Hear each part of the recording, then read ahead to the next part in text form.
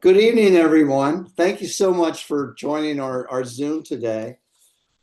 We have Alexandra Michaels, Alex, speaking to us about rearranging parts of our composition. But I'll get back to that in just a second. A couple of quick announcements. Our Seeing Red show is up through March 20th, and it is an absolutely beautiful show. We're sharing two rooms. Two rooms in the gallery are shared with the Rockville student juried show. And those are rooms 5 and 6, but the rest of the gallery is our Seeing Red show. And I think it's just a striking show. And it's up through March 20. Pickup is on Monday, March 23rd. And Lisa's communicated that before. Next item, our spring juried show is open now for submissions. Each artist can submit up to two. Please use the link and password that I sent to each of you when you renewed. And I know most of you know how to do that. You've done it often enough, so that's great. There's no special passcode needed. We look at it by time of submission. So everything that comes in this month through March 30th, we will mark as the spring jury show. We keep track of it. And with that said, I'm now going to get to our main attraction, which is Alex Michaels. A little bit about her. She went to University of Maryland and she studied art there. And she's also been very active in the art community. At one point, she was the artist in residence over at Glen Echo's Stone Tower.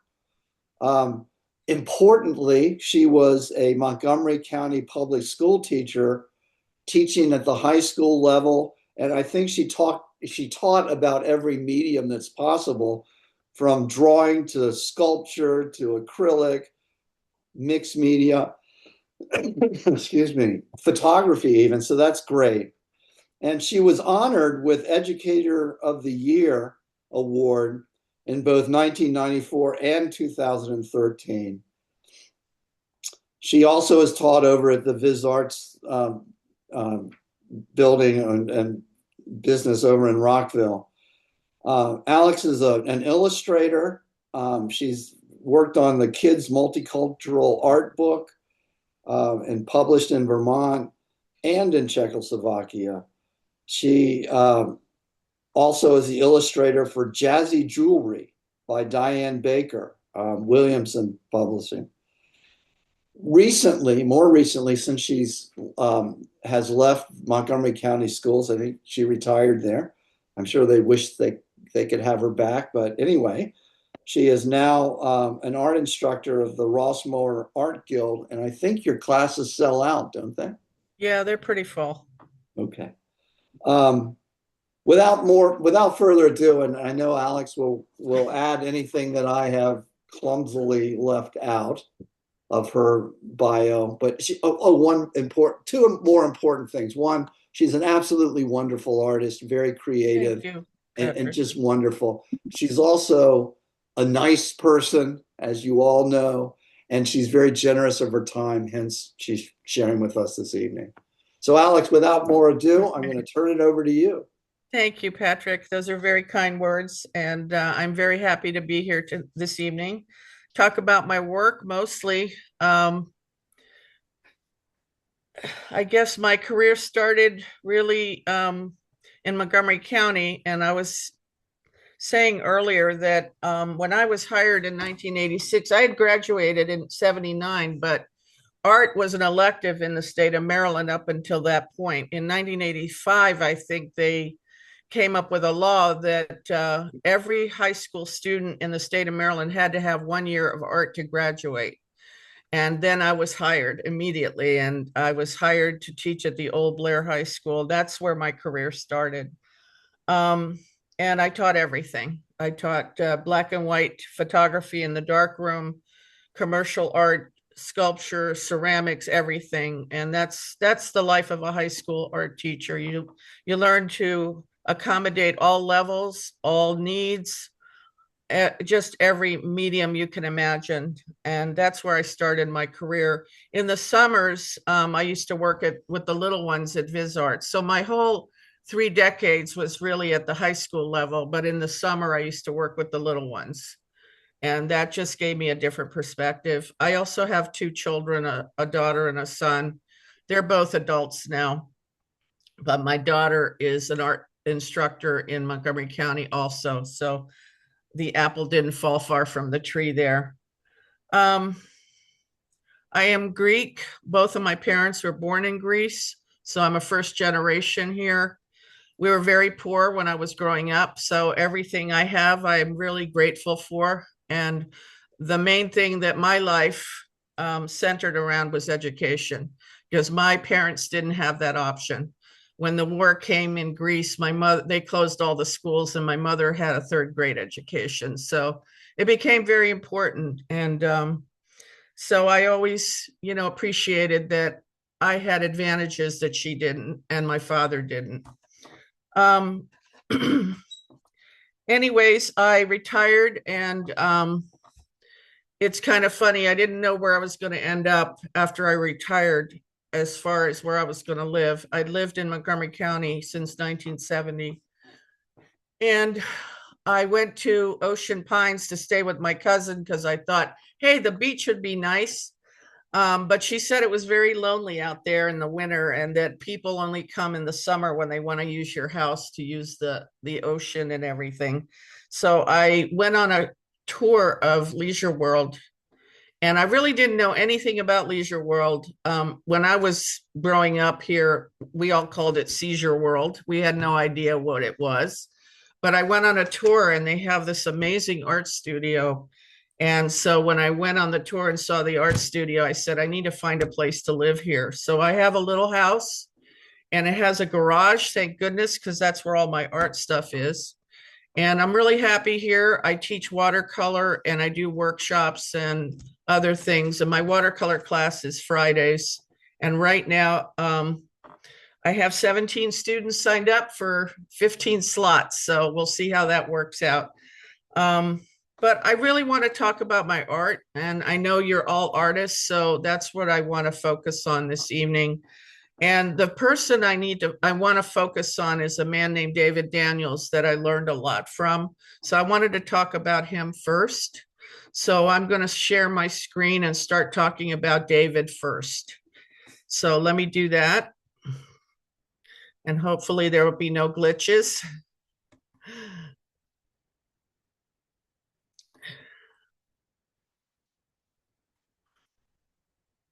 Okay, just let me know when you see He's a up. picture of David Daniels in front He's of one up. of his watercolors.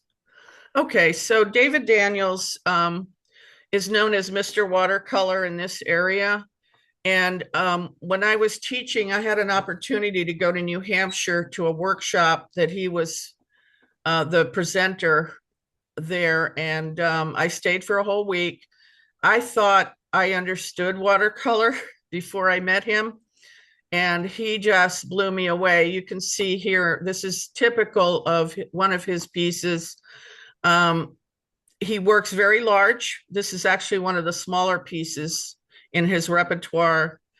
And when I took his workshop that week, I learned an enormous amount. And after that, I was hooked, and I just started following him around. He lives in Tacoma Park. And I just started taking one workshop, one studio class after another. And now I'm in his Zoom class. He teaches via Zoom now. But I wanted to go over some of the things I learned from David.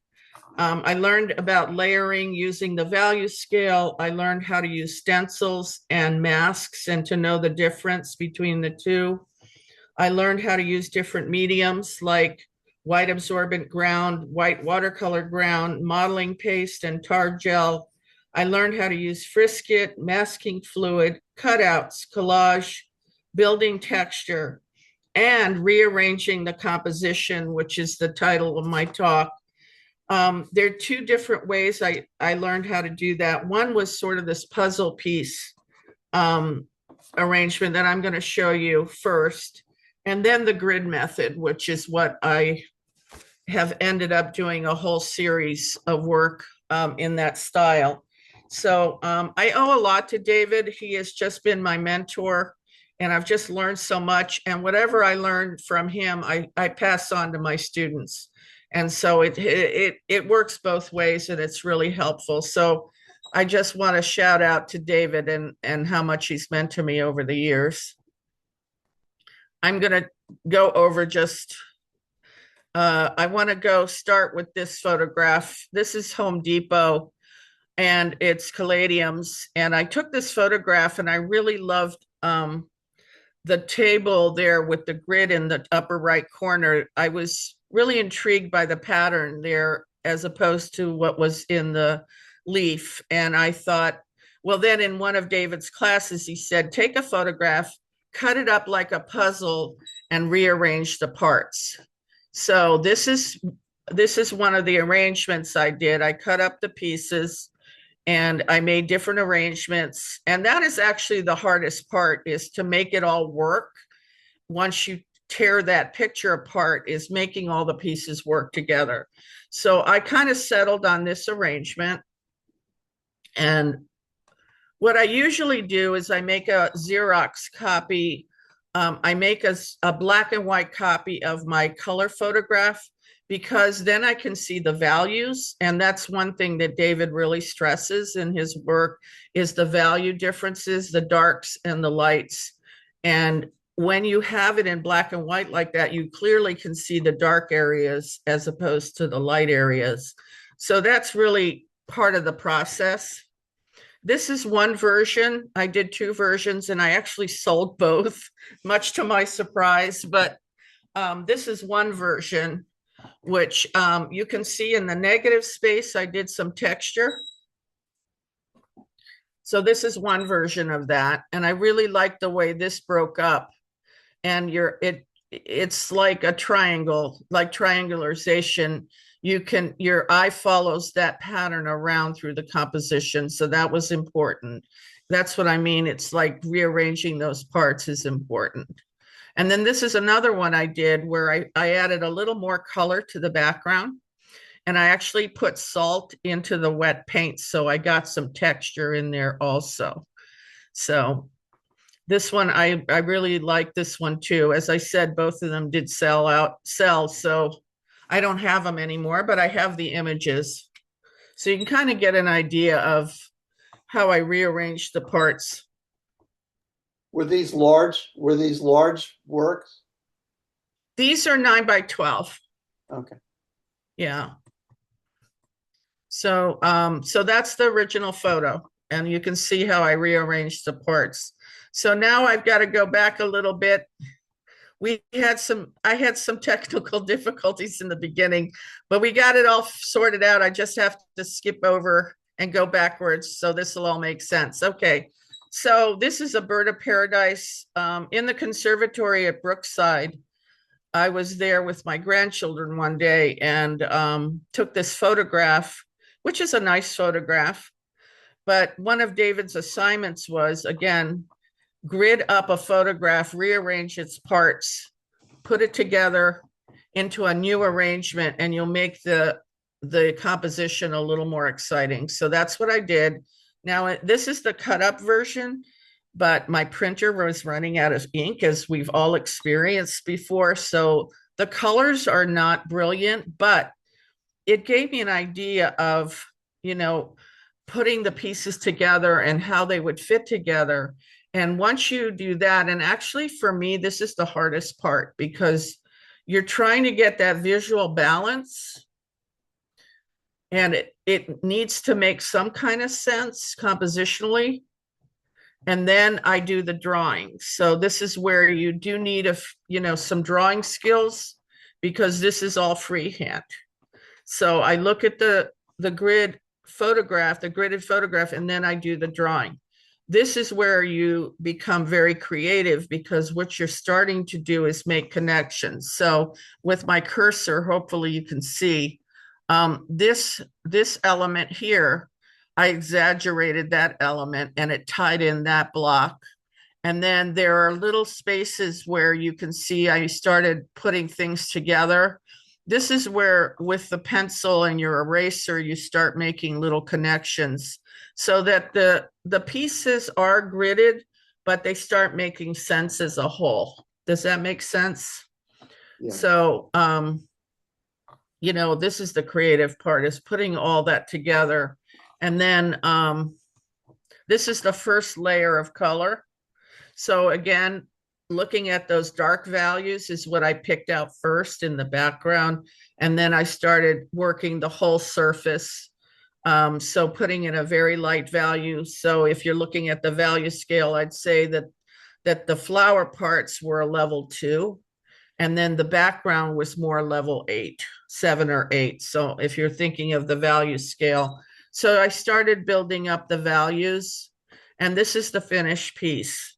So you can kind of see how it all worked together. Bringing the background here, I had to bring it down here also for visual balance. So you're working with a lot of different elements here just to try to make it cohesive. There's that ribbon right here that became very important, and I actually repeated it in several different places. It wasn't in the original photo, but I needed to bring this as an element to bring your eye around. So this one's called Bird of Paradise. Now, this one is, I get a lot of inspiration at Brookside Gardens. I walk there a lot, mostly in the warm weather. And one spring, I came upon this arbor with this plant called elephant creeper. And what I really loved about it was the arbor was black against these beautiful leaves. And so I went ahead and did the same thing. So that's the photograph. Again, my ribbon not being replaced. Not the ribbon, that's old fashioned. I meant the cartridges in my printer. I didn't get, again, the accurate color, but it gives me a good indication of the values that I needed to concentrate on. And one thing I really liked about this one was how these black lines repeated themselves. So again, that's the arbor. And when I gridded it and broke up the pieces and realigned them, rearranged them, that became a unifying factor in the composition, was that black arbor. And then I did the drawing. And this is where I was getting even better at doing this process, because what I started seeing here were these shapes emerging. This is a shape here that is not necessarily following the grid or the line, but it's unifying several of the boxes and sort of becomes a focal point. And I did that more and more. I started seeing unifying shapes throughout the composition. And then, of course, the gridded, the black arbor was just this constant throughout the whole thing. And then you'll see the painting. So this is the first layer. This time I didn't do the dark background first. I concentrated at a level 1 or level 2, I should say, of the first color that I laid down, which is this really soft yellow. And I wanted to keep this piece light. And then this is more layers of color. And I hadn't put the black in yet. I just wanted to get the leaves in. And now I put in some of the darker backgrounds. So it's a process of building layers. That's the one thing I learned from David Daniels, is you have to take your time. This kind of painting obviously takes a lot of planning, and you do need a little bit of drawing skills. But I just think if you work slow, you can do it. And then this is the finished piece. So again, that black arbor really unified the piece for me. And I really thought this is one of my favorites. I just really like the way it turned out. I added some other colors in there, like the pink, which is not in the original photo, but I just thought it worked compositionally as being sort of the opposite of the green. And then you can see the shape here that really is sort of like a focal point in the middle here. And there's some other shapes that I overlap the grid. So I was getting more adventurous with overlapping over the grid line. So This that one, back to the last painting. So that I'm intrigued by that shape. I yeah, mean, it's not a realistic shape, though all the leaves are quite representational. right. So let's go back to the photograph. So it's this right here. See that outline? But I carried it up over the grid. I see. So when It's like a foliage thing. yeah, so when I saw it and the line went right through it, originally I erased it. I just thought, let me make some connections that are outside of the grid line.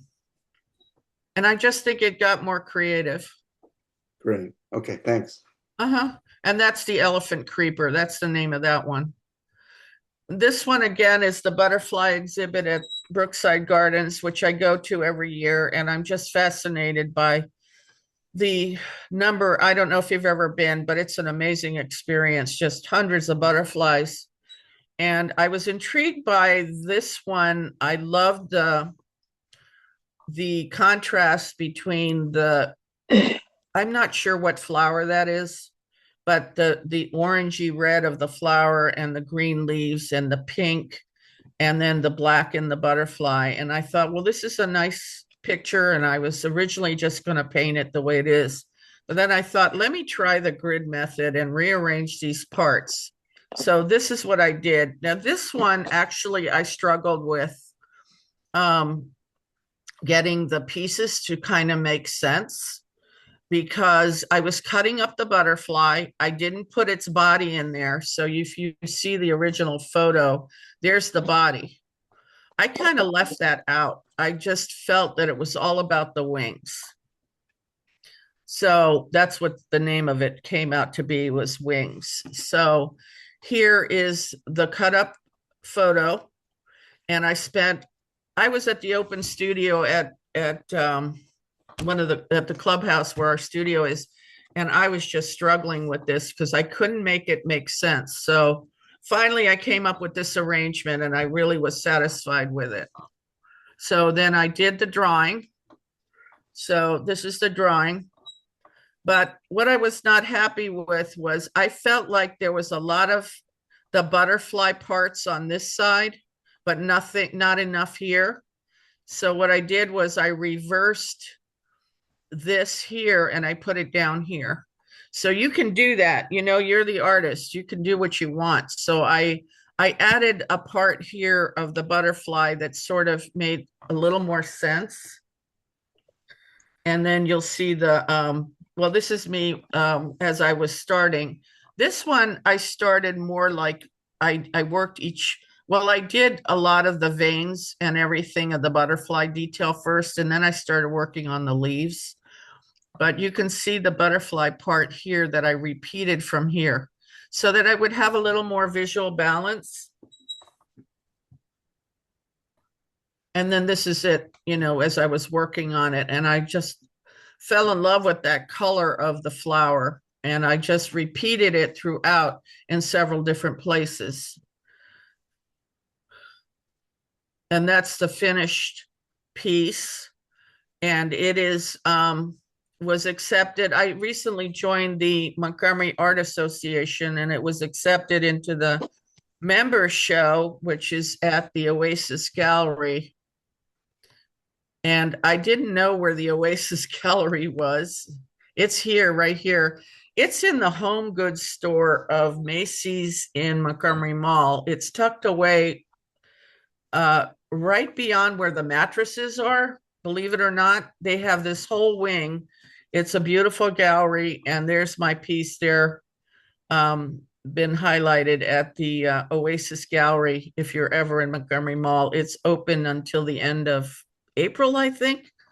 So, well, that's the end of my presentation. If anybody has any questions or wants me to go back and talk about a piece, please let me know. Does anybody have any questions? There's a question from Michelle Morgan, who wants Okay. to know, what size are you working on with the butterfly? What size is Okay. That is 9 by 12. uh It's this is the cut up, if you can see the picture, how I cut up and tape the pieces together. It's 9 by 12. So that's the size I've been working. Thank you. And what weight paper and brand do you use? So I use two different kinds of paper. I use Canson 140 pound. I also use Fabriano, and you know, I usually I use 140 pound as a rule, but I have done lately, I've been doing some watercolors on 300-pound paper and half sheet, so a little bit bigger. And I like 300-pound in that it doesn't buckle. So when you use 140 pound, you have to kind of tape it down to a surface to work on it because it does buckle. But when you go to 300 pound, it really doesn't do that. So, but all of these that I showed you were on 140-pound paper. Thank you. I'd like to say something, Miss Linda. Hi, Linda. Hi. We both took David's class and got the assignment at the same time, and mine turned out, and yours came back pretty beautiful. And then since then, you have really developed it into just a fine Thank art you. form. The things that I really didn't grasp in my mind until you said them was the way you made the connections between the spaces, even though you tumbled around the blocks and everything.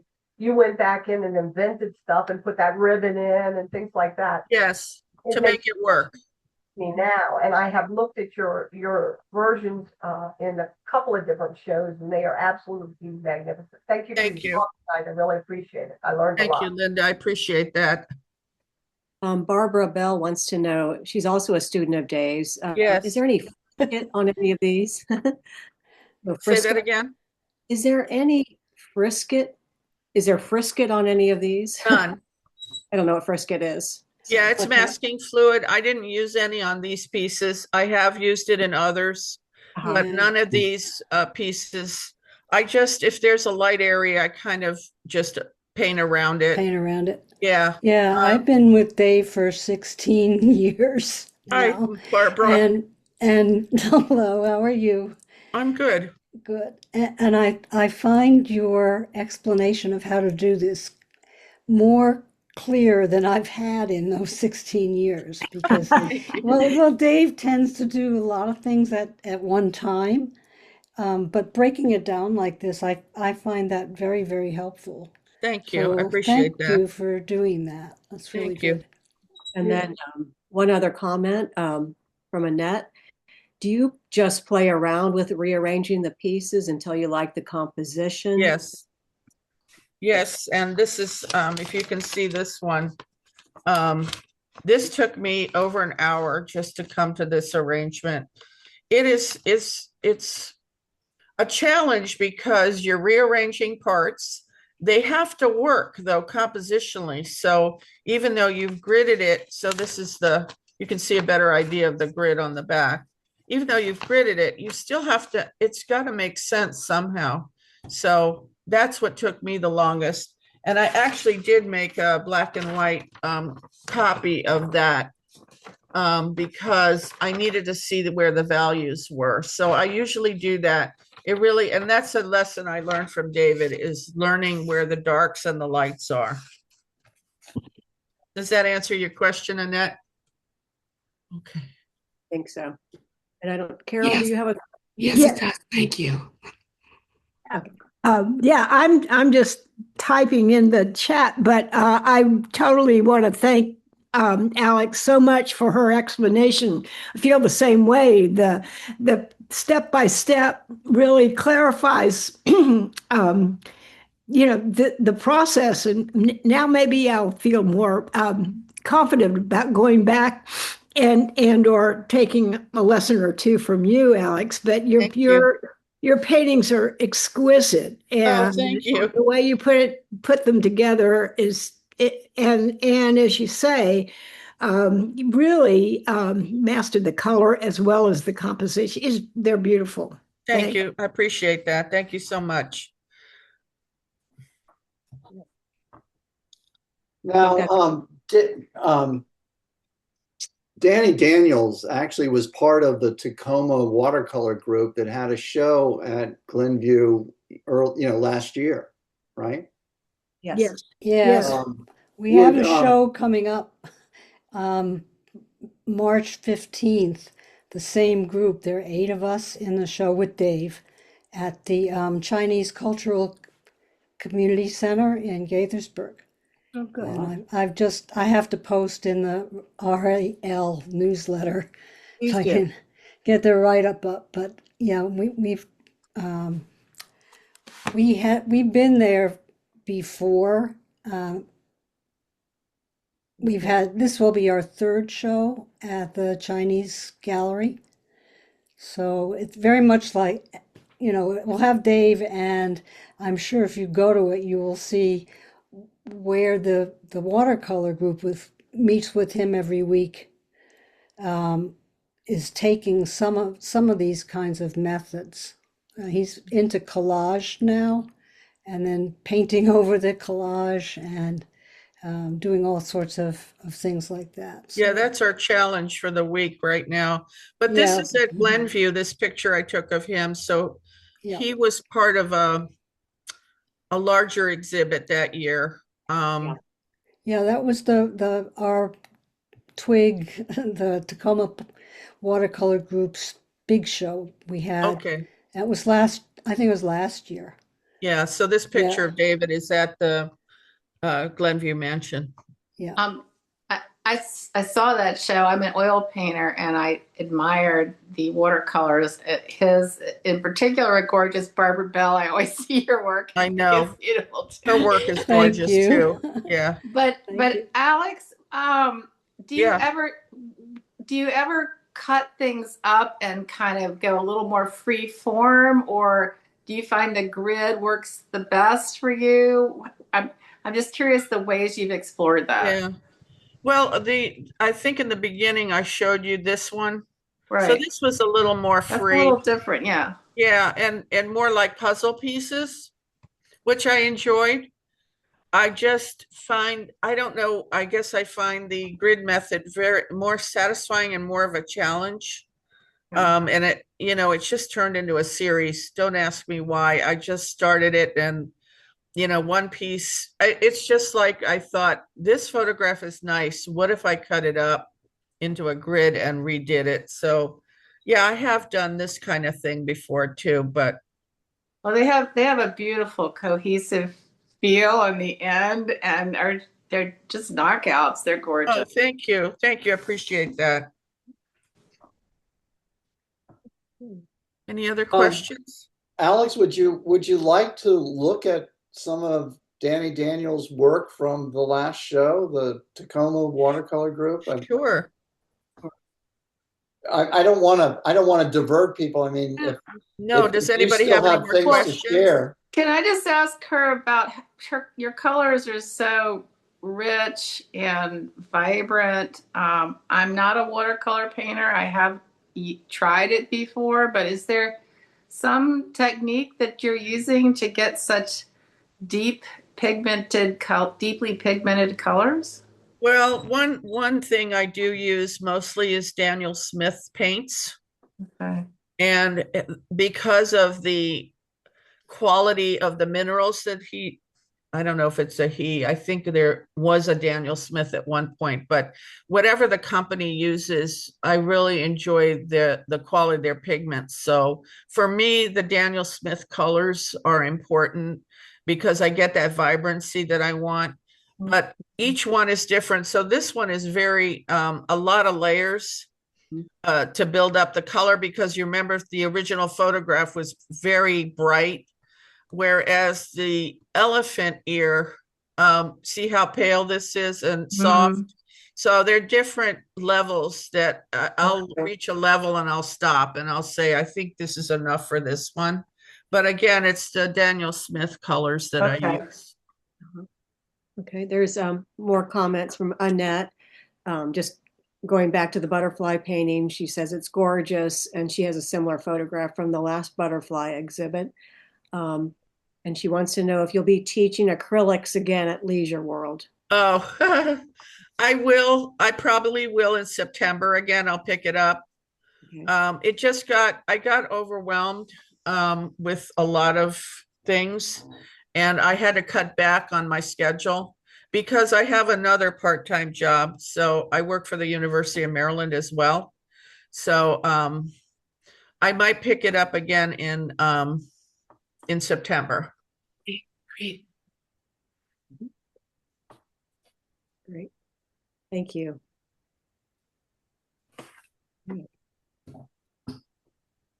And let's see. If you, I mean, we have some time, and you've talked so much about Daniels. I mean, would you like to share some? I could share the images, and then you could talk about You mean David Daniels it. images? David, yeah. Yeah. Do you want me to stop Thank you share? for the like to show. Yeah. Should I stop share, Patrick? Yes, and then I will share. Okay. Yeah. Thank you, everyone. Just great questions. So let me go ahead and Thank you, see if I Alex. can pull this one up. While he's doing that, you are part of the Washington Watercolor Association as well. And you Yes. were in a show at Glenview Mansion, and David Yes. Daniels was in it. That's the one where David's work was in, that show. Yeah. And that was quite a nice show too. So, are you still a member of the Washington Watercolor? I am. Yeah, it's great. These are amazing. Yeah, this was So, the show from last We'll year. have it. Hold up. Uh-huh. We need Yeah. to- we have space. Yeah, it was exactly a year ago. These were quite large. You can see when you hover Well, on I can. So you want to look at these? There are just a Yeah. few of them. That's a big one. That's a good one. Yeah. I could make one comment on these, that they are massive. He does these paintings with an aluminite base. It's actually a metal sheet of metal that he glues the paper down to, usually with the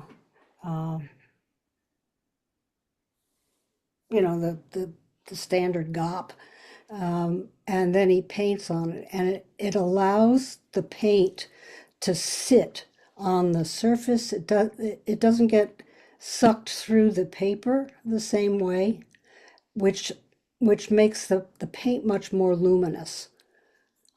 He's done this for a million years. He gets these great big huge sheets of this stuff and cuts it up to whatever sizes he wants. And then it allows him to make huge paintings. He always likes to work big. I don't think I've ever known him to work. Well, lately he's been working a little smaller for some of his demos. And he loves crows because he had a crow as a pet. He was a farm boy in Michigan, and he's enamored of crows. So they appear in lots of his work. So, Alex, do you think that when David created this piece, he used that deconstruction process that you described? Well, his process is a lot different, but he does plan. Wouldn't you say, Barbara? He plans everything. His colors Absolutely. are very juicy also. Yep. And when he applies And color, he wet. lets it go. It's very wet, and the color goes where it wants to go. Yeah. My grid paintings are very prescribed in that I know where I'm going to be painting. But with him, this is very loose, and it all comes together because of the darks and the lights and the values, and he understands all that. But he uses stencils, he uses masks, he uses all kinds of mediums. He's famous for his masking fluid. That is Exactly. evident That goes in down this. first.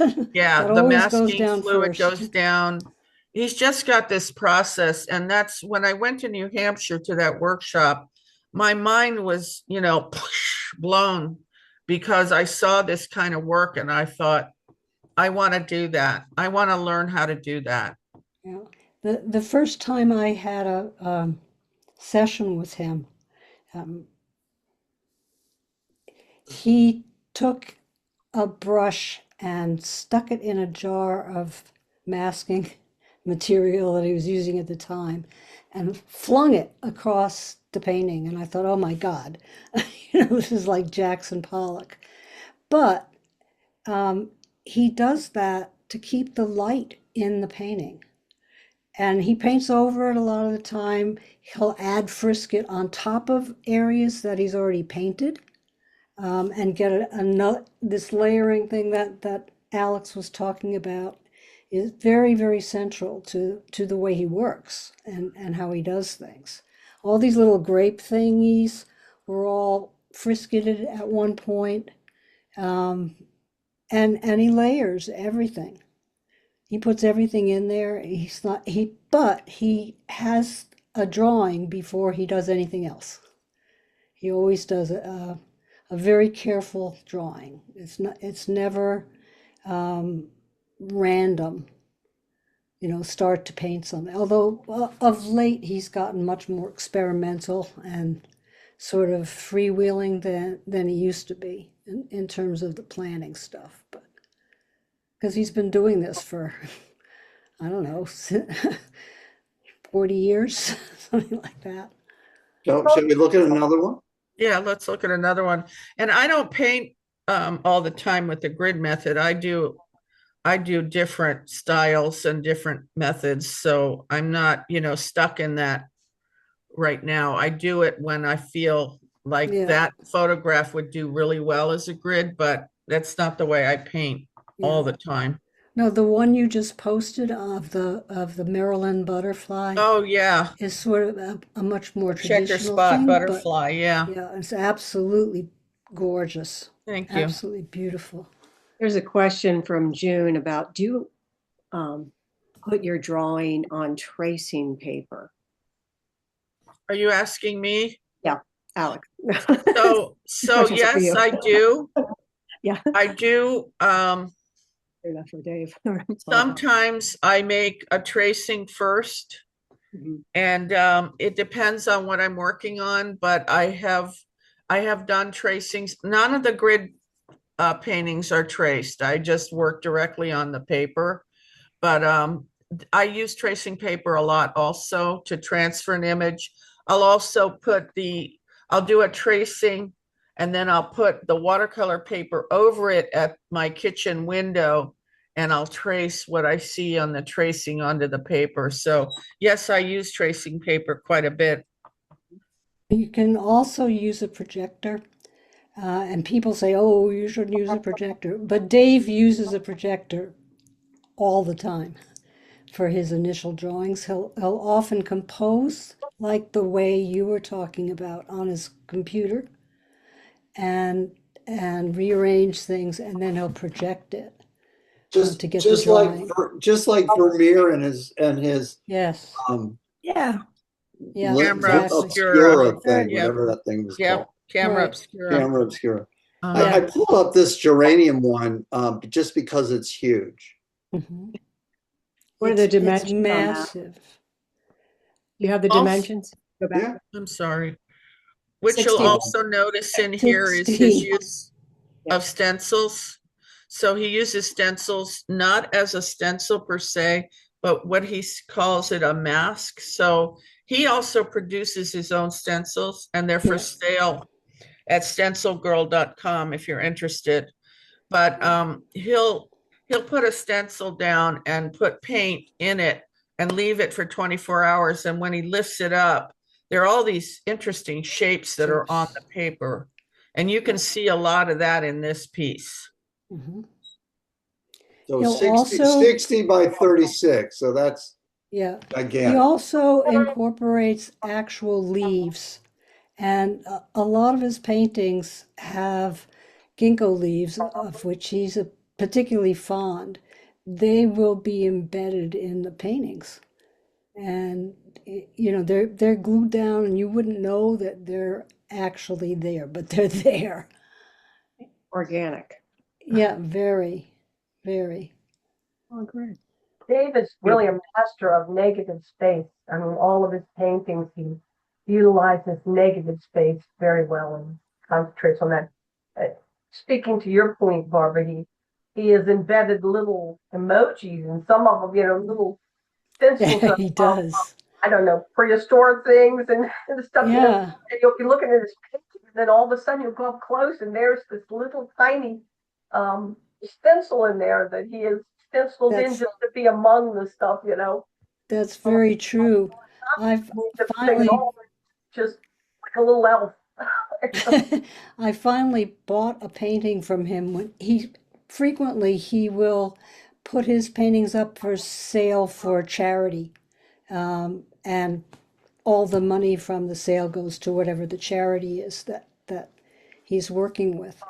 And I managed to acquire one of his paintings that way because they're very, very expensive.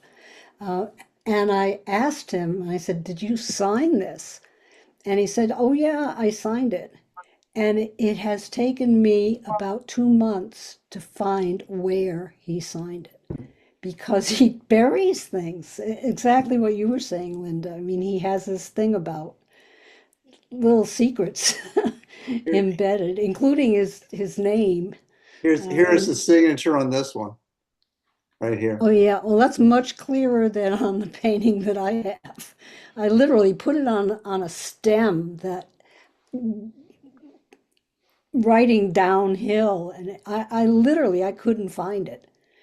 And I was looking at it one day, and finally it sort of appeared out of the rest of the painting. Would we I like to think look it's at a another one? sure. I think I'd like to ask Alex Yes. about her teaching career because she Yes. taught all levels. What is your favorite level to teach?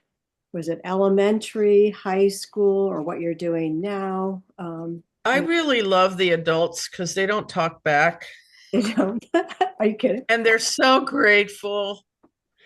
But I have to say, I taught 9th through 12th for my whole career. So you've got the freshmen who are just starting out and kind of exploring art. And then I in my later part of my career, I was at Churchill High School in Potomac, and that was a whole different ball game of, a different demographic and a different student. And I taught AP studio art, and that had to be one of my children were grown at that point, so I was able to devote a lot of time to them. And I guess that was very satisfying because those kids were actually pursuing a career in art. So for me to have all that talent at the end of my career was very satisfying. But I enjoyed high school. The thing I love about the little ones, though, is they're so excited to be there. You ask a question and their hand goes up right away and they're all excited about art. And you go to high school and you ask a question, they just sit and stare at you. So, you have to build that trust with them. But there's something to be lovely about each level, but I really enjoyed high school, I have to say. And I have students that are on Facebook with me that I taught in 1986. They're still with me. So it's a powerful thing too to be a teacher and to help a person in their career. And you don't realize actually how you can change lives too and how you affect their lives, especially at the high school level where kids come with a lot of issues. And a lot of kids had very disruptive home lives. And you become, something very important to them. And some of them, you don't even realize how important you are until they give you a letter at graduation and they pour out their heart of how much you meant to them. So high school was just very rewarding in a lot of ways. How I how understand long that. would a typical class last? I mean, it was a year's worth of art, but 40 minutes a day, 50 minutes? So depending on the school, at most schools, it's 45-minute period. But I was promoted to the fine arts resource teacher to open a brand new high school called Blake High School back in 98. And they had the block schedule. And so when they started Blake High School, each class was 90 minutes, which is great for art, but the math teachers hated it. You can imagine being in math for 90 minutes. I had So it what they in world did studies is, for 90 minutes. yeah, Is they awful. modified it as the school progressed and grew. We modified it. So some days were block days and some were 45-minute periods. But personally, I loved having the 90-minute block because sometimes with a 45-minute class, you just give the introduction, they get their supplies out, they work for 30 minutes, and then it's time to clean up. So, the block period really was wonderful where you could really each student could spend a lot of time on a project, but every school is different. And the requirement that when you were hired was that every graduating student had to have an arts year. 1 year of art, music, or dance. Okay. So you had the art people, and yes. So some of them were there because they wanted to graduate and for no other reason. Right. And then at Churchill, you said that you had people that wanted to pursue a career in art. Yeah, at every school I had those students, but I still had the ninth graders. So you always have the ninth graders who are fulfilling that requirement. And then out of that, if you turn them on,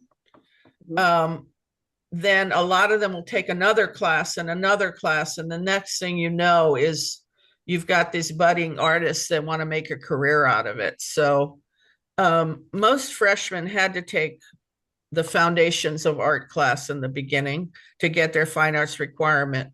But, I had kids discover. The other thing about teachers, and I hate to denigrate my own colleagues, but in the lower grades, sometimes an art teacher would turn a kid off and say, you shouldn't be an artist, you can't draw. And they carried that up into the high school, and then it was up to me to show them that art was, a wonderful thing, and they could explore the different mediums and find out which one they really enjoyed. So I had a lot of students who had a negative experience in the lower grades, unfortunately. And then when they got to my classes, they really started to love art. So not everybody, but mostly they did. I mean, I taught them linoleum block printmaking, bookmaking, drawing, painting. I mean, just this whole variety of things, pastels, colored pencil. They get to experiment with all those different things. So. Wow. And your favorite medium is watercolor, or is it acrylic? No, actually, it is one of my favorites that I've come to love, but I'm actually a mixed media artist and an acrylic artist. I did dabble in oils for a while, but it's not for me. I'm impatient in a way, and I just found acrylics really worked well for my mixed media pieces. So when I was in graduate school at Maryland, I did a whole series of very large paintings. I wish I had thought about putting my portfolio up. I didn't even think about that. I should have had more of my work up. But anyways, I did a dress series. So I made a sort of a silhouette of a dress, and that was the theme in each painting. But it had all different materials. I used just a whole host of materials. So I love mixed media. I am actually running out of space in my house. I have paintings in the rafters of the garage. So, I've gotten smaller. Well, small is very flexible. You can hang it, or you can put it on a shelf or whatever. I tell you, I love working big, but it just becomes a space issue after a while. Well, thank you for spending an hour with us. Of course. Thank you. Does anybody else have any questions before we? Thank you, Holly. Thank you. everybody for your comments and questions. I really enjoyed this evening. Thank you so much. Very good, Thank Alex. Thank you. you. Thank you, David. Wow. And we look forward to seeing some of your original work and some RAL shows, and we really look forward to it. Thank you. Thank you Thank very you much, very much. everybody. Absolutely. Bye. Bye-bye. Thank you so much. Bye. Thank you. Bye-bye.